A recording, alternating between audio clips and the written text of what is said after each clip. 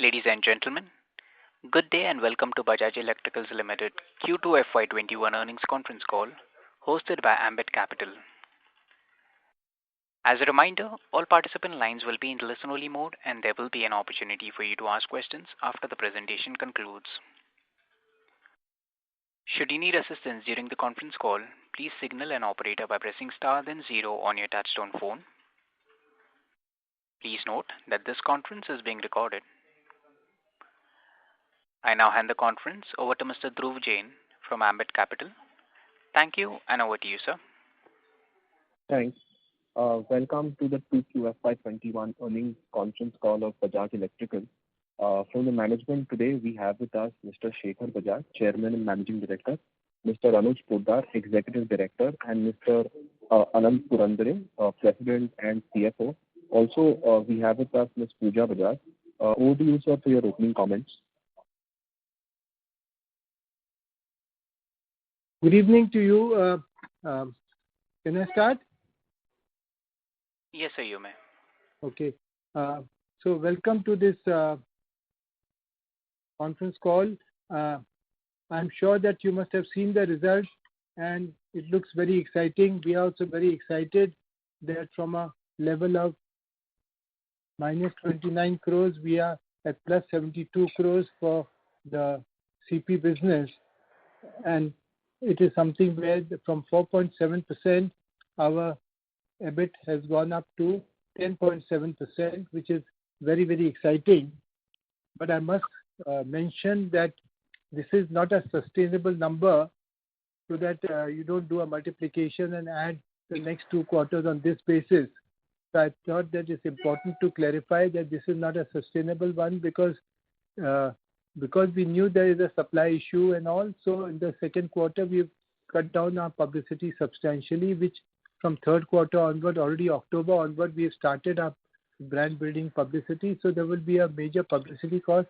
Many expenses which did not incur in the second quarter will be incurred in the third quarter. And therefore, we can still expect compared to last year, improvement about 1% in spite of the lockdown. But I don't think it's going to be anything around 10%. It's not likelihood. So that is very important to understand so that the expectations are more realistic. Coming to EPC business also, we are very fortunate that many of our old projects which were incomplete, we completed many Bihar projects, not the UP project, but Bihar projects which were earlier there. And therefore, a lot of retention which was there were finally reversed and therefore it improved our bottom line. So therefore the profitability which has been shown in the second quarter as far as EPC is concerned also is something which may not be sustainable. So therefore those two things you must note down. One thing is coming out very clear that we are playing very conservative and that is why for the Bihar projects and all, because when we complete the project, we don't know whether we'll get the payment, whether we'll complete the project on time. So we always keep sufficient provision, and that got completed in the second quarter, and therefore major reversal has taken place. So that becomes an important aspect to understand that there are no additional liability that we should expect in the coming years. As far as even UP project, we've made sufficient provision. So I think next 2 quarters, the market is very buoyant. It is going to be more of a supply situation. The demand is very strong. So if we are in a position to improve our supplies, I think we should be in a position to continue our double-digit growth should be very much there. There should be no problem for the next 6 months. There will be a double-digit growth will be able to continue in the consumer business. EPC business is something where, as we said, that it depends on if we get good business in good margins, we'll take it. If we don't get it, we will not do it just to get the top line or to get a growth. So growth is not the objective as far as EPC is concerned. It will be on the basis of margins, on the basis of payment terms, which is very critical so that our cash flows improve. You must have also seen that our cash flows have substantially improved from a level of 2,000 crores last year. that means this March of 19, it came down from 2,000 crore to 1,000 crore approximately in March 2020, and now it is down to 500 and odd crores, 550 crores or so. So that's a substantial improvement which is taking place, and therefore our interest cost previous year had gone down to 50% of the previous year. In the first half also, against this second quarter also against 47 crores, it has gone down to 22 crores. So in every respect, our balance sheet is much better, outstanding is much better, and also we are continuously working to see that we get further collections from our pending outstanding. So once that gets cleared, then CP business is going well. There's no financial problem there. Margins are okay. There's also one other aspect which we have to just keep in mind, which may impact us by 0.5%, is that the raw material prices have started to go up. And with that, maybe we may not be able to pass on all to the marketplace. So that can also impact our margin. So these were my opening remarks. Anuj, would you like to add something? Yeah, sure. So I'll just, add a few points to what the chairman has said and put it in the context of what we've been talking about earlier to all of you. This is, I think I'm very pleased with our Q2 results. And this, frankly, is a continuation of the largest strategy that we've been following since last year. And that was both driven by balance sheet focus last year, but with an intent to then see the benefits in the P&L this year. Just 5 or 6 headline points. I will not repeat the numbers since you all have the numbers. Number one is our focus on the consumer products business and growing that. You're seeing the benefits, the results of that right now at about a 13% growth in the consumer business. I think the demand is clearly there, as you're probably picking up in the market. But the real focus for us has been to service that demand. The supplies has been the biggest constraint in the last few months, and the companies that have managed to service that demand effectively are the ones benefiting on top line and bottom line, and that's been our current focus and continues to be a focus in Q3 also to take advantage of the marketplace. Point 2, there is very sharp improvement in profitability or margins at all levels.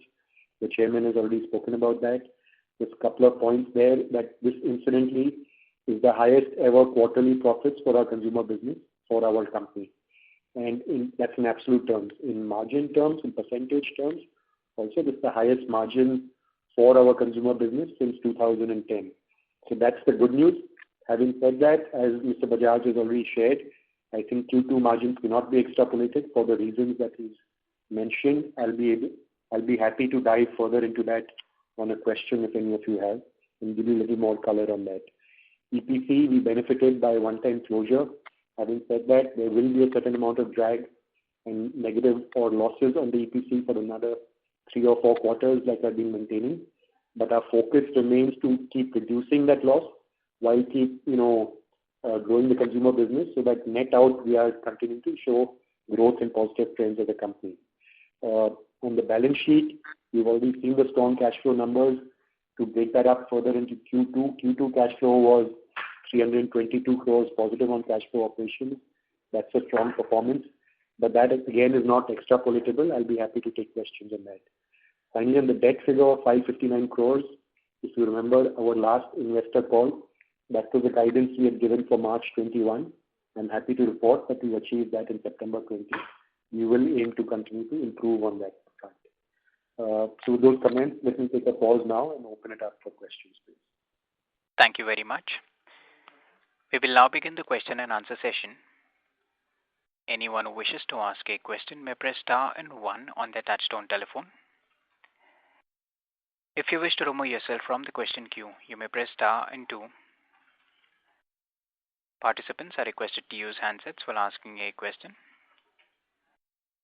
Ladies and gentlemen, we will wait for a moment while the question queue assembles.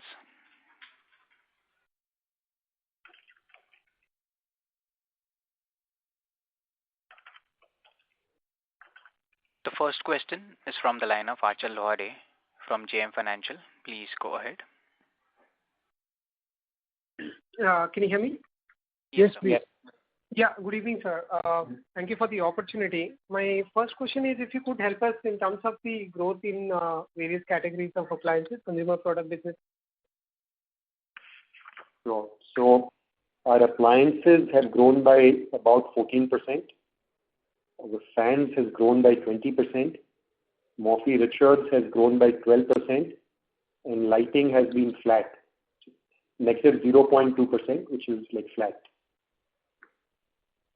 Right. And has the growth been fairly even throughout the quarter, or you saw the exit being better?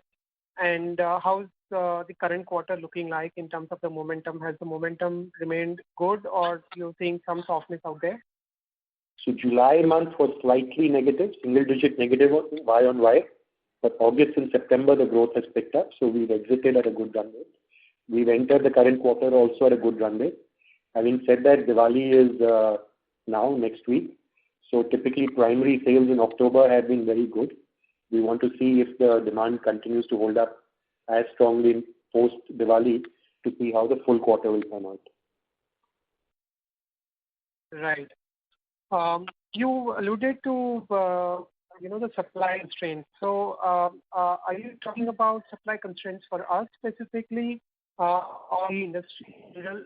For us, was there any lost sales according to you for us in the quarter? So I think supply issues are industry-wide. Most people, and even we at an association level, etc., have faced that, or rather talk about it. It has progressively improved every month. So I remember back in June and July, or July, August, when the sales were coming, we did have significant supply issues. We fixed that month on month. But having said that, even September, we did have certain stockouts. These become at a SKU level, not necessarily at a category-wide level. But we've had supply constraints. Had there been no supply constraints, our sales would have been even higher. October also is reduced, but has been little. November, I can confidently tell you that from what our current stocking levels is, we think we should not have any stockouts in November at all. So it has been progressively reducing every month. We could have done better in Q2 had it not been for supply constraints. Q3 should be better on that front. Right. Just last question, if I may. With respect to the margins, you said the EPC margin specifically, there has been one-time reversal. Can you talk about the quantum of this reversal of the provision? And you also said the losses could be there for EPC segment for another 3-4 quarters. So I was just curious, are we looking at this turnaround getting pushed further to September quarter next year? So first on the one-time thing, and our CFO can confirm, we've had about 8 or 9 project closures. These are small projects and non-UP projects.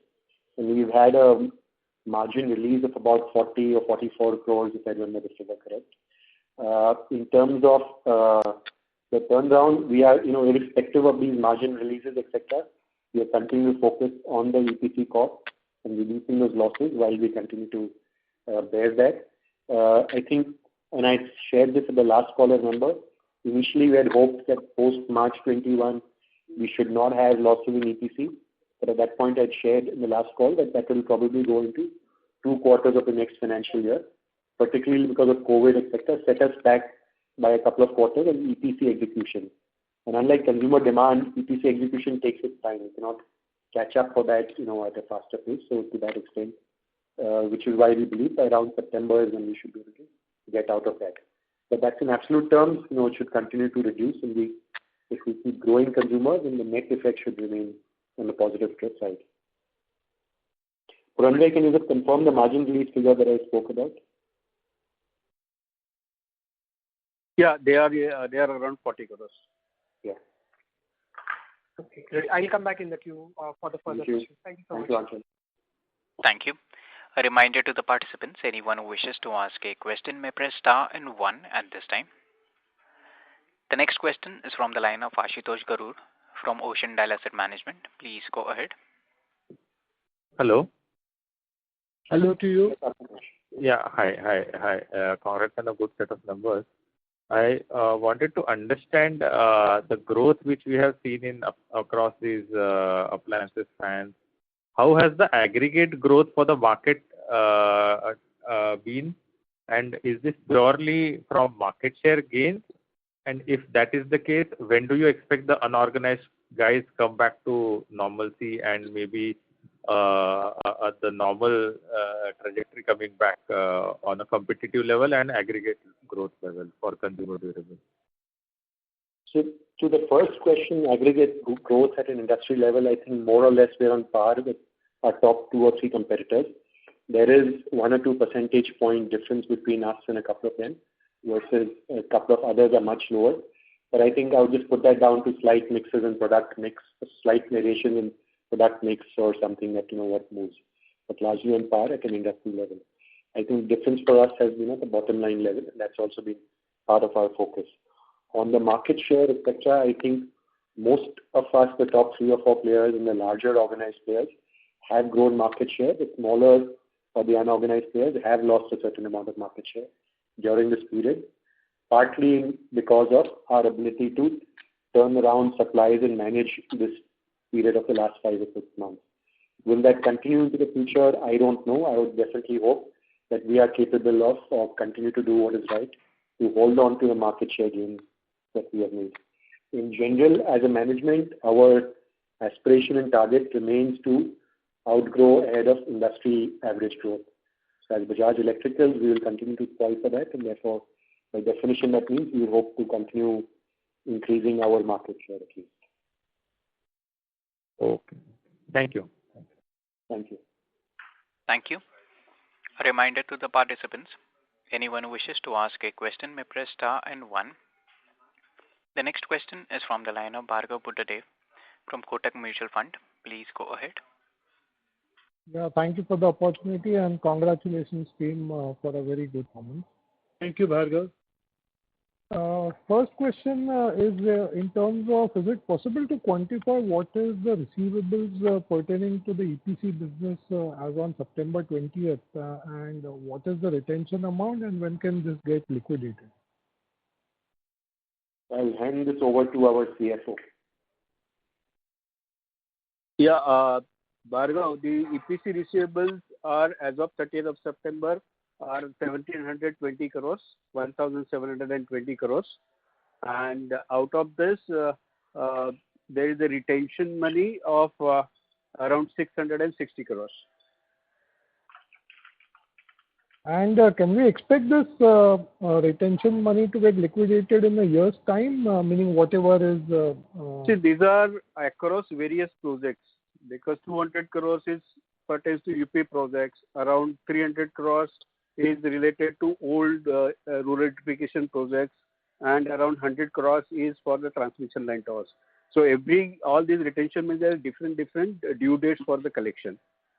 And they are all again linked to the closure of project, financial closure of project, and the retention money. So this will come in the phase manner. So will not come everything at one time. Secondly, I mean, given a very strong cash generation which has happened and essentially a possibility that some of this can also flow in the next 6 months, is it fair to say that a year from now, Bajaj Electricals can actually become a debt-free company? Bhargav, so one firstly on the current, the good news, we would hope so, right? Having said that, we have to be, balanced in our view. We've managed to overachieve right now in the first 6 months compared to what our full year target was. But let me also tell you why Q2 numbers are so strong. On the consumer side, we had extended our credit period with most vendors, etc., in this period. And, our inventory levels had gone down because we are selling out everything in a stock-out situation.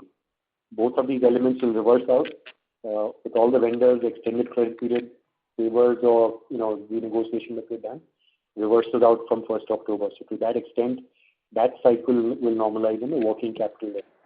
Similarly, on inventory, given the stock-outs, etc., that we face, this time we'd rather err on the side of caution and build up higher stocks so that we do not have a loss of sales situation. I'd rather leave interest on higher working capital than lose sales.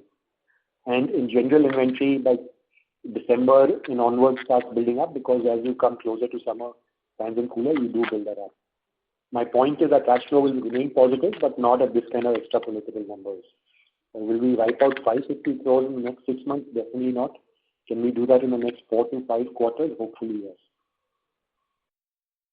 And lastly, you mentioned in your earlier remarks that this entire gross margin improvement in the consumer business is not sustainable, and agreed, this is not sustainable because of the savings in the ad spend. But is it possible to quantify what has been the gross margin improvement in the consumer business and whether that is sustainable, or is it possible to improve that going forward?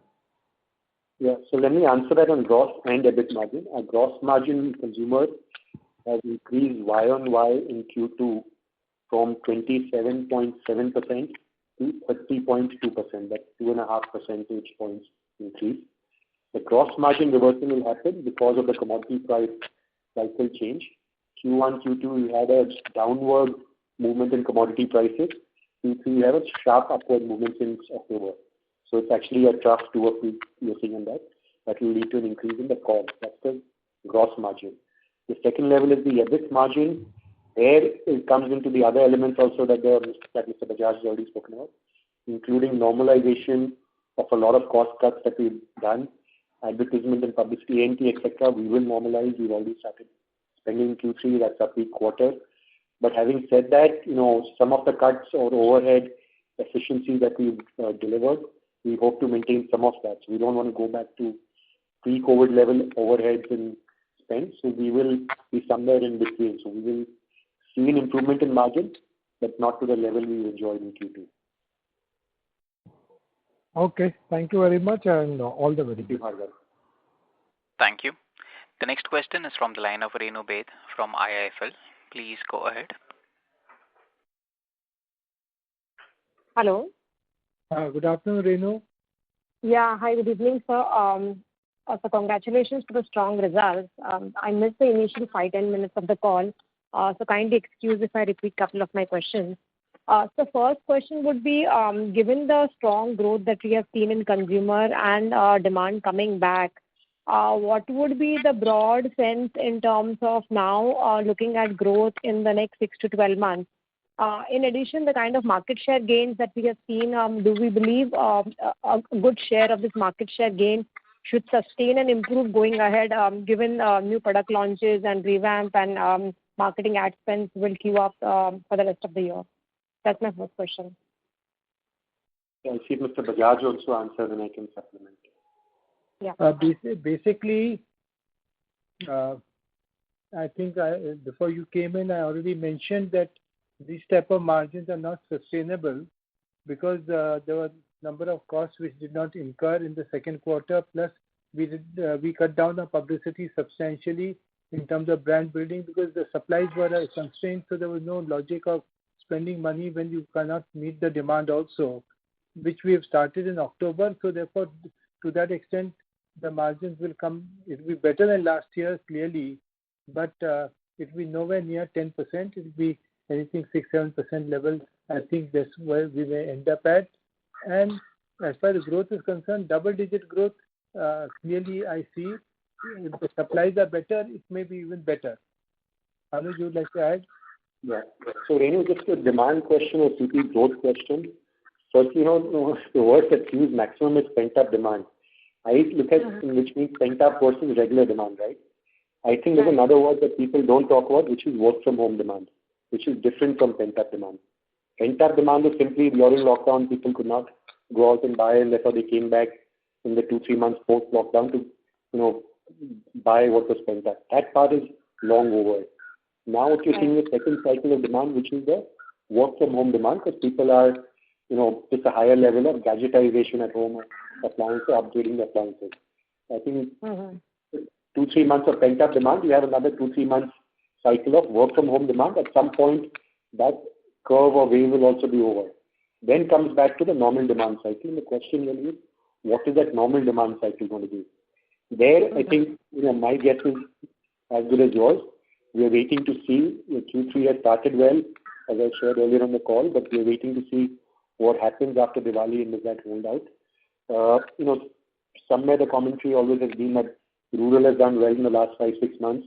I would like to believe now going forward, urban should also pick up if we see the general numbers on COVID, or if we see general numbers in economy, etc. Somewhere the economy kicking in should see the urban demand also come back. Having said that, what is the level of growth we will see on that? Our target internally is to first to meet the FY20 number. So this year we lost 2 months, but in 10 months can we do 12 months of FY20 number? If we can do that, actually that itself is growth.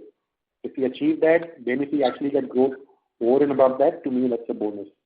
On market share, I just spoke earlier, so I'll just keep it very brief. As a management, our intent remains to keep growing our market share and go ahead of industry. And what would be the approximate market share gain that we witnessed in the last 3-6 months? Renu, that's very general because it varies very significantly by category. But I would say all the top 3-4 players have gained at the cost of others. So right now we've not gained versus the 3-4 players, we've gained versus the others. I think when things normalize, it comes back to between the 3-4 players. Are we gaining share or not? Sure. I'd like to just add, Renu, that there's a significant fall in the market share of the unorganized players. And therefore, most of the organized players have seen improvement in their sales turnovers. So therefore, they must be gaining from the unorganized players because they did not have the supplies. When we had a problem of supply, they would have a much bigger problem, and then dispatch and everything. So that is where I think we've gained market share. Whether they will come back or not after a quarter or so, we will have to see. But otherwise, that's the market share gain that we have received. Sure, sir.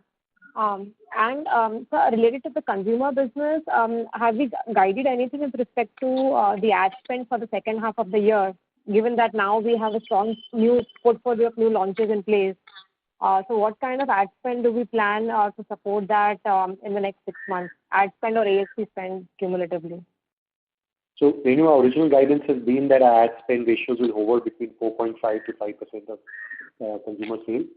We've underspent in the first few months thanks to pandemic and supply situation, but that will normalize going forward. I don't think it's the time to cut ad spends. If the market is buoyant, demand is there, and we have a longer strategic objective, we will see that objective. Sure. And so my last question would be on this side on Nirlep, as in we have started now coming a bit more aggressive on that portfolio also in terms of ASP spend as well as portfolio ramp up. So if you can give some inputs in terms of initiatives on the portfolio expansion and distribution, and if you have any near to medium term targets for this portfolio on the cookware side. So Nirlep also, while we don't disclose Nirlep separately in terms of product category, but let me share that Nirlep has also had very strong growth in the past 2 months. In fact, Nirlep, more than any of the others, has seen a lot of supply constraint. In our factories, been running at far more than 100% capacity. If we could have run it more, we'd have seen even more growth in Nirlep. In terms of, A&P, you're correct. So Nirlep also as a brand is something that we've supported recently. We have got that on air, etc., the advertisements on that. In terms of portfolio expansion, I don't know if you meant Nirlep specifically or overall, but, without, I can't talk too much, but we are continuing to drive strategic portfolio expansion. So we're not expanding or widening for the sake of top line, but, we have key focus areas where we will see new launches coming in. Sure. Thank you and all the best. I'll get back with follow-up questions again. Thank you. Thank you, Renu. Thank you. The next question is from the line of Deepak Mehta, an individual investor. Please go ahead.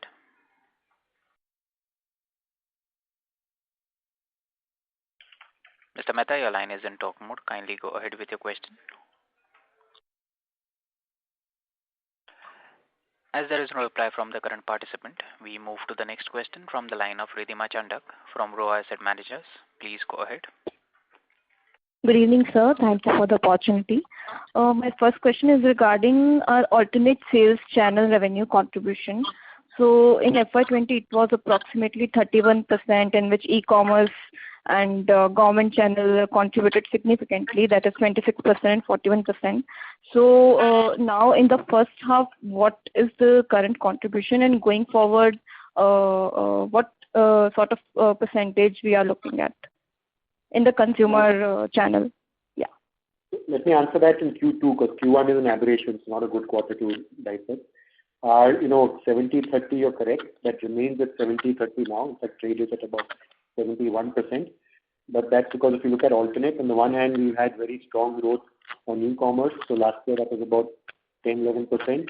Last quarter when I spoke, it was about 12%. This quarter it is about 13%. So e-commerce has grown share, but at the same time, government, which is canteen store departments, has de-grown in absolute terms, and MFR has stayed close to flat to slightly, low performance. So overall, alternate channels has averaged out at about 29%. Okay, so going forward, it would be remain in this breakup 70-30. E-commerce will continue to grow very strong. MFR, which is modern retail, will grow stronger for us than it did in the past 2 quarters. Government will remain subdued or may remain negative on the canteen store department because of various policy changes at their end. Okay. And what is the rural and urban contribution like breakup? So rural and urban we don't publish because we don't have accurate way to measure that. It is very difficult to do that. But it is largely urban for us. Rural growth has been stronger than urban, but the total share of urban remains higher than rural. Okay. And in the year FY20, we almost added approx 19,000 to 20,000 retailers. So are we focusing majorly on tier 1 cities in the coming quarters or? So, I think in the last quarter we've added another 2,000 or 3,000 retailers or retail counters. But for us, given our penetration numbers and reach, the greater focus is to grow SSSG, which is same store sales growth, and get higher wallet share and higher billing per counter rather than grow number of counters. We're seeing greater benefit and traction on that, given where we are at present. So it's a relative point that I'm making. Having said that, of course, we'll keep growing, but relatively greater focus on getting more billing per counter. Okay. And just one from the information point of view. So our growth is very good during the quarter. So it is, I know that we are short of supply in some of our product categories, but is it majorly of volume driven growth or value driven? Like are people buying more of premium product categories or so? Can you give us some clarity on this? So for us, it is volume and value driven growth. One is there is more demand in terms of volume. In our case, it's not per person spending higher because of them moving up the ladder. If anything, I think, what should I say? There's arbitrage on the lower side on a purchase, but we've also had our value increases also come because we've had certain price increases since July/August. So it's more volume combined with our price increases rather than upgrading of products by consumers. Okay, so price increase in what percentage? 2 to 5%? No, 2 to 2.5%. Okay, sir. And a last question is, Sorry? 2 to 2.5%. I'm just giving a very general point. It's not across the board that way. Okay. And any capex figure for the FY21? Not significant. I mean, we're investing in ERPs and certain other internal things, but not capex in the nature of factories or big ticket capex. Okay, sir. Thank you for answering my questions. Thank you. Thank you. The next question is from the line of Mayank Bhandari from B&K Securities. Please go ahead. Yes, thanks for the opportunity, sir. Sir, I just want to understand more in the appliances category, particularly on the water heater side. Sir, how have you seen the competition in this category? Can you give some comments? So, I don't know if you meant for water heaters specifically or appliances in general. It would be great if you can give appliance or general and water heater also. So, I always say that we are in a business with a very low entry barrier. So you always have competition, you always have new players coming in. And new players are not necessarily small, unorganized players, they are large players. Even in our businesses, including appliances, we've seen a commentary from our competitors. Many of our competitors who may not have been focused on appliances, but let's say on fans, they are growing aggressively in appliances. We are very conscious of that. Okay, so we will keep seeing more competition from large established players as well as from new players coming to the business. That's a reality. So, I don't think that is something, we can expect not to happen. So our only game, frankly, is to keep running faster than them, keep investing in our products and brand so that we're able to maintain and grow our market share. And that holds true for water heaters also. I don't want to take names, but we know about the players who are aggressively targeting that segment also. Okay. So you have seen any addition of the new player in the market for water heater particularly, or that is anything you have observed? So let me put that up. In the last 6 months, I haven't seen new players, but I've seen established players who are our competitors, but who are not erstwhile strong in water heaters, coming aggressively into that. And obviously, they will keep doing that. Similarly, even on kitchen and other things, they will do that. Over the next 1.5 years, I do see new players also coming in. I think new players just took a backseat in the COVID times, but in the normal times, they will also come back. In COVID times, new players don't venture, but established players continue to drive expansion. Okay. And sir, on e-commerce side, I just want to understand your strategy going forward, like how you are selling correctly, whether you are going through the established players like Amazon, Flipkart, or you are going through your own portal, or do you have any plan to intention of going through investing into the e-commerce space? Like, is there anything in the pipeline for you? Mayank, your voice was not very clear, but let me try and answer that. So on an e-commerce front, in the last question first, which is, are we going to invest in our platform or marketplace? Frankly, no. I mean, we do have our website, we have an omni-channel strategy, but the fact is consumers don't go to individual brand sites. There are established marketplaces. There's no way in hell that we can compete with an Amazon or Flipkart. So we are very clear, we're a brand owner, we're a product owner, and that's our competence, not to compete in the marketplace, but rather to partner with these marketplaces. Point one. Point two, availability of marketplaces. We are obviously we work very closely with these marketplaces. In general, e-commerce has been an area of strength for Bajaj Electrical, and we will continue to improvise and innovate on what we need to do there. It remains a focus area for us. We intend to continue growing on that and not unfocus on that in any way. Okay, sir. Thanks for that. I'd like to just add one point, which actually nobody has asked this question, but I just thought to share with you. Can you hear me? Yes. Yeah. Okay. Is that, a lot of people are not realizing that our customer care, that is after-sales service setup, is so strong on an all-India basis.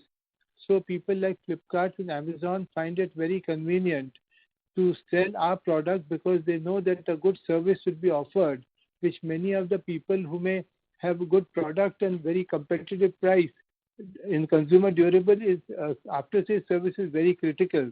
So that is something which is our clear cut. We are the best in the small appliances, fans. We are clearly in terms of after-sales service. Our customer care setup is the strongest. So that can also be a big advantage for Flipkart and Amazon, that once they've sold it, they don't need to worry. So I thought this is a point which nobody ever raised it, so I thought I would like to share that. Thank you. A reminder to the participants, anyone who wishes to ask a question may press star and 1 at this time. The next question is from the line of Achal Lohade from JM Financial. Please go ahead. Yeah, thank you for the follow-up opportunity, sir. If I'm kind of harping on this, with respect to cost reduction, you did talk about the A&P was lower for the second quarter. Is it possible to quantify? So A&P was, I think, 2.1% in Q2 against a general guidance of 4.5%. But also keep in mind, 4.5% is an annual, 4.5 to 5% is an annual guidance. There is always quarter-wise fluctuation, even in normal years. So Q3, which is a big quarter, in fact, Q2 normally the lowest quarter because Q3 is a big quarter, it's a festive quarter. Q1, Q2 is summer quarter, so spending on fans and coolers. So Q2 generally tends to be a lower quarter. It's even more low this year because we chose to cut back on it. So against this 2.1%, would you have the number for 2Q FY20 as of now? 1 second. I have that. Give me a second. Ranjay, you can also check. It's around 17 crores ad spend. No, percent is what? For the quarter. Ranjay, percent you have versus 2.1? The absolute number for the half year it is around 32 crores. And for the quarter it is 2.1%. What is last year's ad percent? Percentage is not there. I will tell you that answer in a minute. Yes. Sure. Meanwhile, let me ask on the cost reduction. I mean, we have talked about that in the past. Where are we in that journey? Have we kind of reached to 40-50% of our target cost reductions, or it's still a long way to go? Which one? The EPC cost reduction? Yes, EPC cost reduction. So corporate overhead, basically. I think it's lesser than 40-50% cost reduction yet, because these are not linear cost reduction that you do. Till you have certain execution requirements, you maintain the infrastructure, and then based on the future of projects, etc. Once current projects are over, then you can take more specific calls and like that. Understood. And just last question, with respect to the supply disruption, what you talked about, is it for largely for the imported items and or even for the domestic?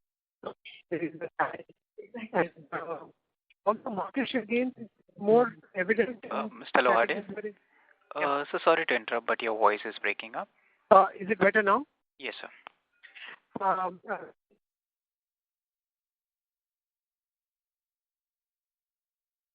Mr. Lohade, hello.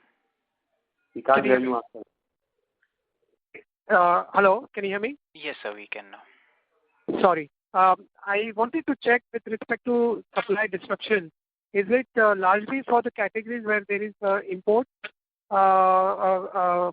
dependence, or is it across the product categories?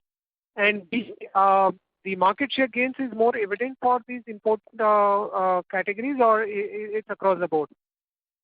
So one is, let me clarify, our imports are very small percent. We are largely an Indian sourcing company. Number two, the supply disruptions are more on the Indian local sourcing. It's not so much to do with a sort of function of imports.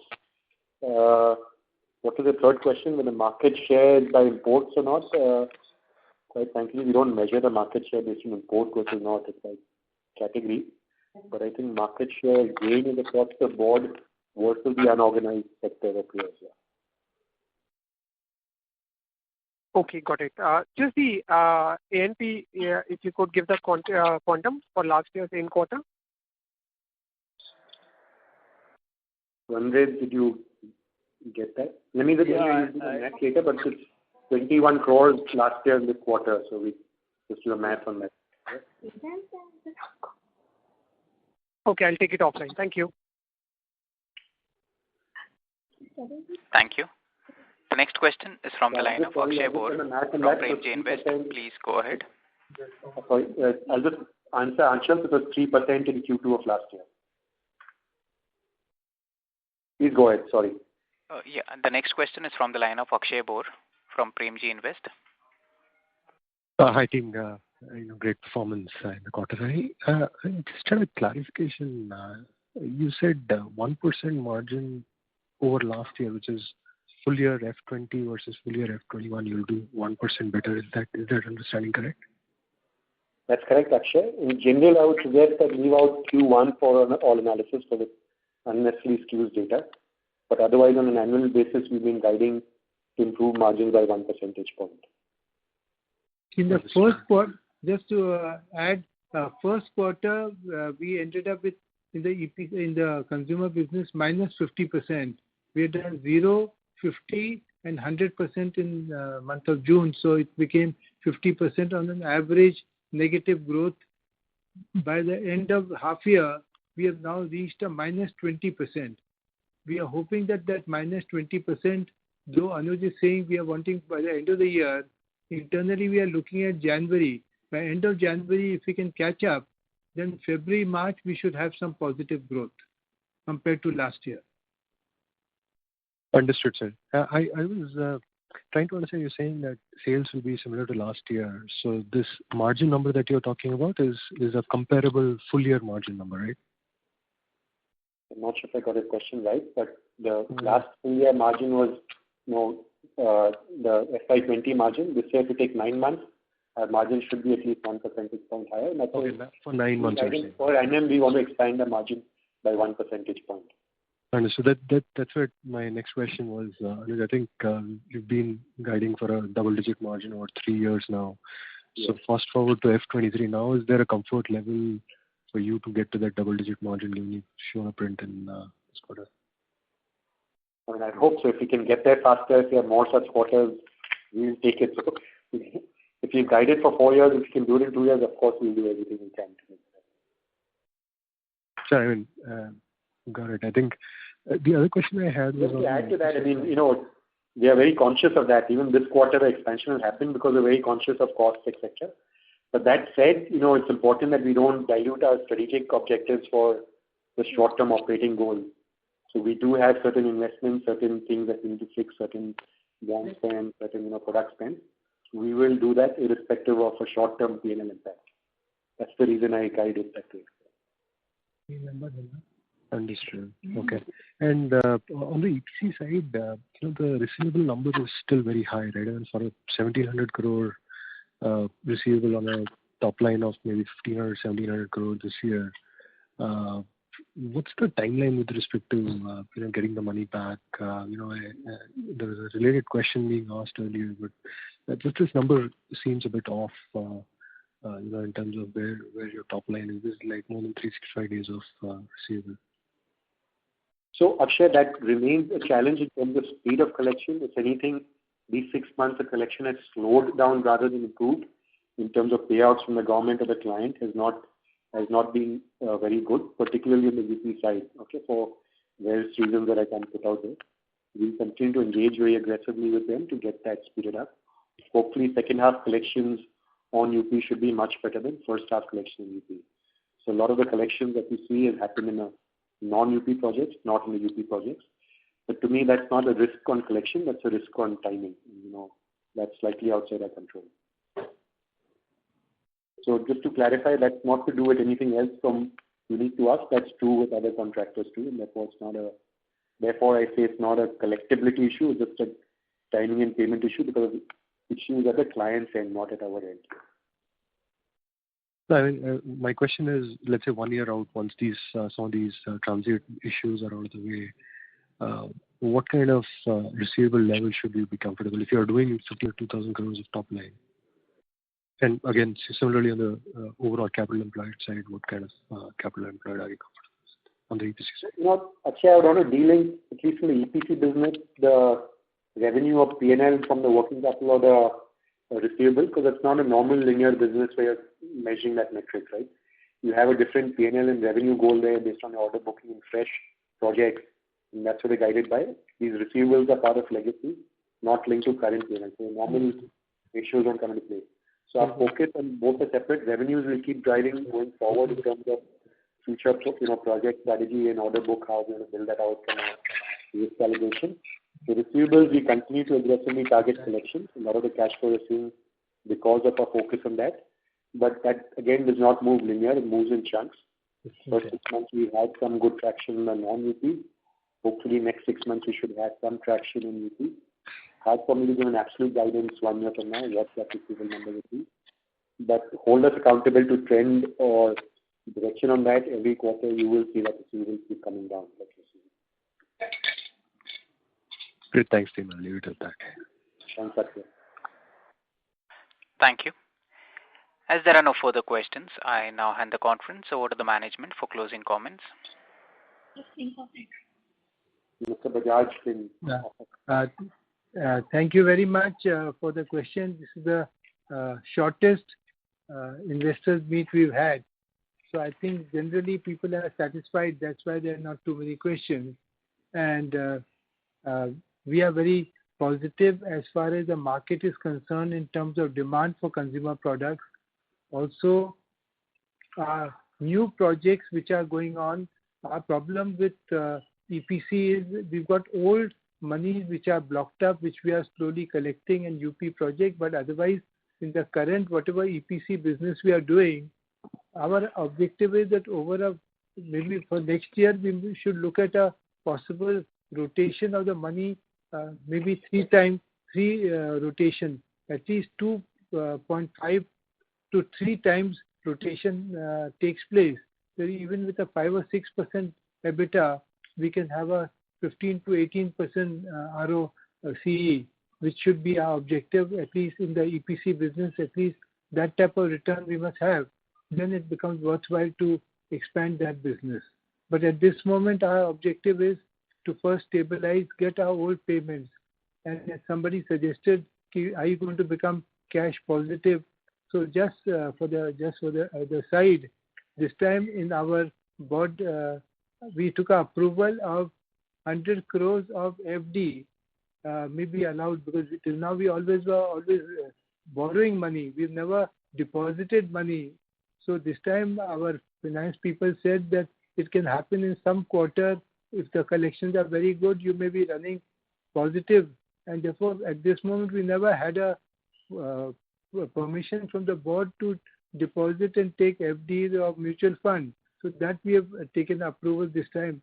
Shows that our finance people are very positive about our collection performance in future. So I'm very positive. I think the market is expanding. We are very strong in our distribution as far as rural market is concerned. And therefore, rural market is where I think maximum growth is going to come.